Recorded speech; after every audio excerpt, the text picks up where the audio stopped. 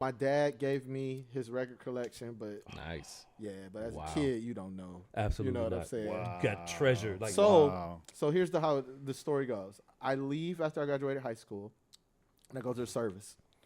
I'm in the Marine Corps, and I'm the music guy in the barracks. I'm the music guy with Wow. all the CDs and stuff. So and I start making. I'm living in Japan for my year there, and I'm making mixtapes for people, like because I'm in the Marine Corps. I don't have no bills.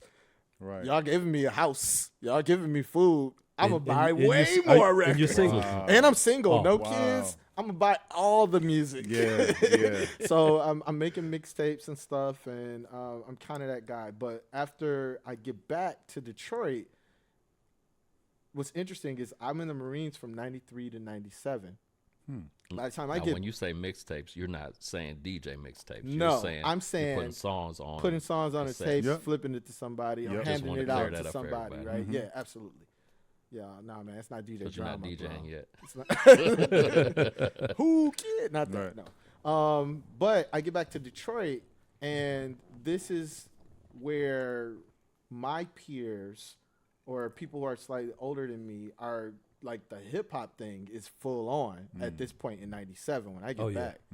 I even missed like a Yeah. big chunk of it. You know what I'm saying? Absolutely. So when I come home, it's more so about me trying to discover what's going on in Detroit. And it's in that short time span. in that it's just, short time yeah. span because I get back in '97, and I mean the River Rock and the 7 Mile Strip was Yes, popping, sir. and Yes, like sir. Hip hop shop.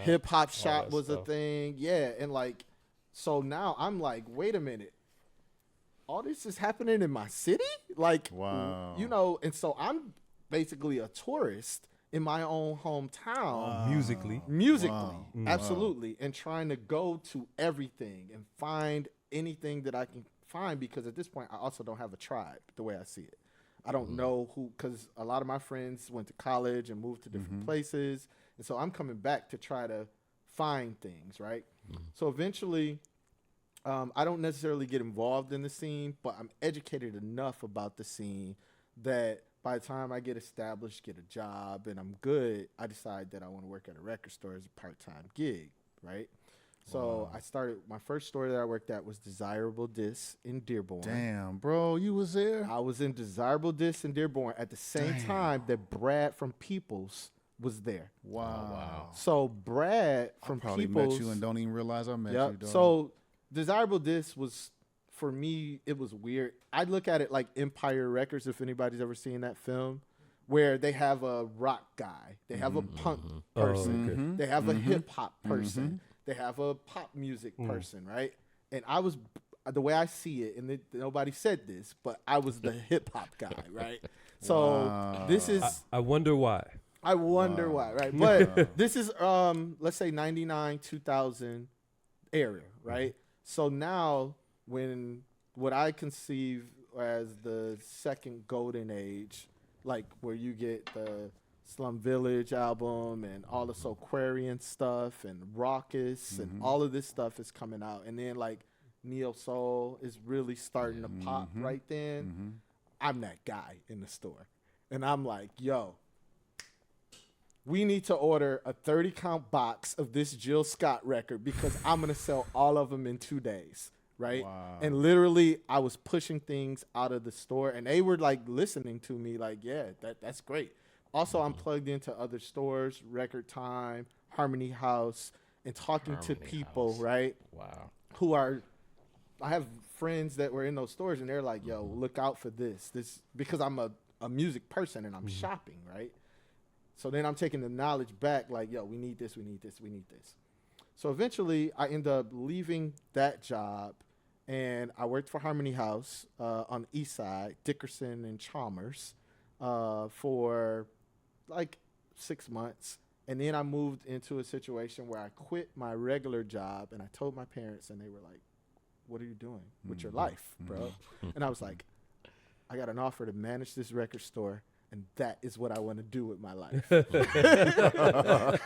they're like, what the fuck, bro. Yeah. And I'm like, I know I could do some other things, but this is my dream job, and I want to take the chance on doing the dream job. Mm-hmm. It was a good situation where I worked with somebody who was willing to give me the reins and let me try to, kind of drive the store. And so that store was the Record Exchange, which later turned into the CD Game Exchange. It was in Oak Park, not far from where Ground Central was for like the Slum Village stuff that was taken off, and like studios and things. True.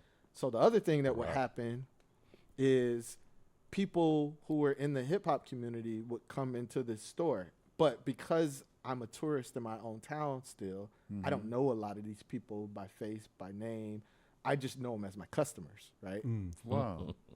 So This is funny. this is funny. So a couple instances. Tone likes to tell this story Oh, I can't wait. about about him coming in my store and talking about me playing a Wu-Tang Clan. Oh yeah, I think I heard. I think I heard this. It was Raekwon. It was Raekwon the chef. You got to tell the story because I Go don't ahead, remember. tell the I story. barely remember. Wait, we're gonna tell the. Yes, we're gonna tell let it from two Tone. different We're gonna perspectives. get the Tone perspective, and All then right. I'm gonna tell y'all the Kim perspective. All right, go ahead. I wanna hear this.